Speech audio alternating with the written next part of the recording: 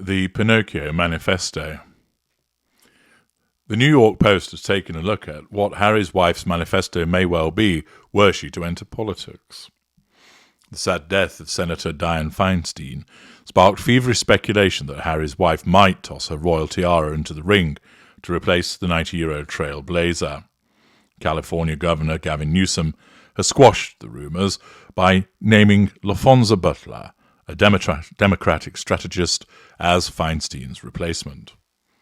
But that won't stop Harry's wife from continuing to plot a move into politics. Prince Harry's ferociously ambitious wife has made no secret of her Washington aspirations, spending increasing time with Democratic donors and becoming more vocal about hot-button issues like abortion and gender equality. She reportedly had a 1-hour Zoom call with Newsom when he had to replace then Senator Kamala Harris after Joe Biden chose her to run with him against Donald Trump.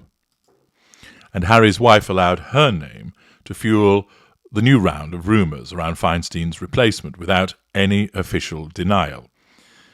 Naturally, she does this because she's enjoying the attention, drinking up the fuel.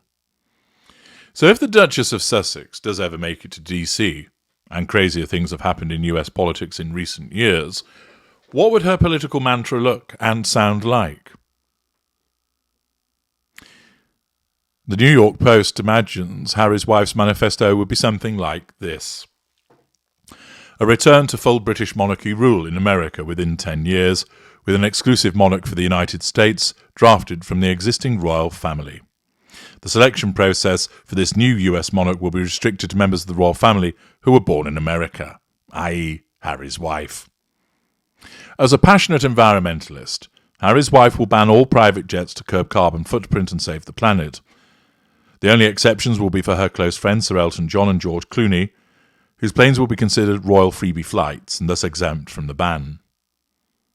New York will be instructed to remove all cars from the road whether she is in the city, so I can order my driver to career around the streets at high speed and thus create an entirely false impression that my husband and I are constantly forced to cheat death as we're harassed by monstrous paparazzi. Don't they know only we are allowed to ruthlessly invade our own privacy on motorbikes? Harry's wife's very good friend Oprah Winfrey will be appointed Senate Chief of Staff, a position that she knows will feel is the pinnacle of her career and the most humbling day of her life. As a special gesture, given our closeness, Oprah will only have to call me Your Royal Highness in public, when in private situations, Duchess Harry's wife will suffice. However, she will have to forego ever acknowledging the title Queen of Television, as there's only room for one queen in this administration, Senate office. All other members of the royal family will have their US visas revoked immediately. This may sound incredibly mean and petty, but that's because I am incredibly mean and petty. If they want to come to America, they must first agree to bow and kneel to me live on CNN. The rest of the British people, however, will be afforded special high-speed immigration refugee status. Yes, all 67 million of them. Nobody needs to tell me how awful their country is, or how terribly oppressive, racist, cruel and nasty life can be there. It's honestly worse than any war zone. This policy will be called Finding Freedom from Brutal Britain. Drug laws are far too strict in the United States and making it very difficult for Harry to have a sneaky toot in Soho House at midnight without somebody sending a damn phone video to TMZ. Things have gotten so bad he can't even brazenly boast about munching magic mushrooms at Courtney Cox's house in Los Angeles without idiots calling for him to be thrown out of the country. So I will make all drugs legal, if they're being consumed by British princes whose names begin with H. The media will be formally warned not to write negative things about me, even if I spout complete and utter nonsense in the Senate. This is because it would be damaging to my mental health to hear criticism, whereas receiving constant unquestioning sycophantic praise will be very beneficial. Journalists who defy this advisory will be charged with racist hate crimes, because it will be obvious the only reason they're criticising me is because of my skin colour, and not because my policy ideas are insane. Out of respect for woke self-identity ideology, I will insist on all my personal pronouns being used whenever I address the Senate. These are me, me, me, me, me, me, me, me. Poverty will be the cornerstone of my political life. To illustrate this, I intend to hold weekly meetings with the poorest members of US society at my $11 million mansion in Monteshitsho. Not in the main pseudo-state rooms, obviously, but in the servants' quarters, so they won't feel overawed. I will move immediately to have Donald Trump barred via constitutional amendment from ever being president again. If there's one thing I can't abide, it's public figures who spew damaging lies on television. Such appallingly disingenuous conduct should be disqualifying for anybody who wants to be in the White House. Speaking of which, when I become president, I will order the White House to be painted hazel, like my eyes. Aesthetics matter. I'll hold an emergency meeting with Vladimir Putin in Moscow to pussy whip him back into his dictatorial little box and make him my weak, pathetic, grovelling little doormat, like I did with Harry. Family, and especially fatherhood, are essential components to the fabric of a successful society. It's frankly shocking how many feckless dads just walk away from their children, disown them, and never give them another thought. Though I should hasten to add that if a child does that to their father after he selflessly raised them for years on his own, that's brave and inspiring and should win the Child Multiple Person of the Year awards. I will urge President Biden to appoint Meghan Rapinoe, the second most important Meg in America, as Secretary for Sport and Gender Equality.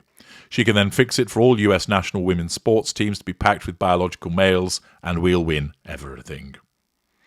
Compassion is at the heart of everything I do, and to prove that, I will campaign for all Republicans to be drowned in vats of sulfuric acid.